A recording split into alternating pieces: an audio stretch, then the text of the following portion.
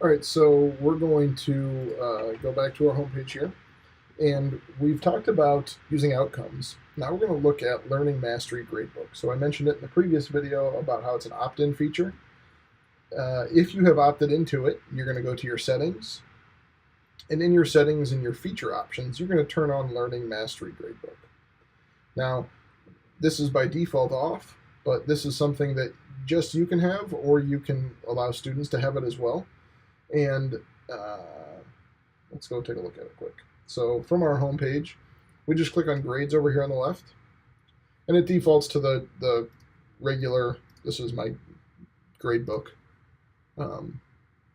for my class.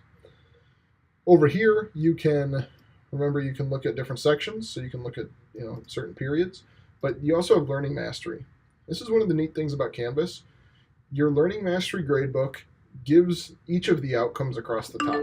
So let's say you have all of your outcomes set up to be your standards or your performance expectations in the case of science. So you have all of those across. You have all of your assignments linked back to the correct outcome.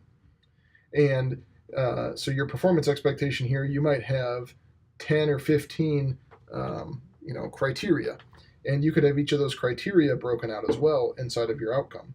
So your learning outcome here, and this determines the current grade on that outcome. And you'll look over here, we're at a 0 out of 3, so we're well below. If you had a 1, 2, 3, 4, and 3 was mastery, a 2 would be considered near mastery, a 3 would be meets mastery, and a 4 is going to be exceeds mastery. So this is where you can kind of go into your standards referenced grading, more so than just looking at the raw score of grades. Now you can look at how are they coming in terms of mastery on that outcome.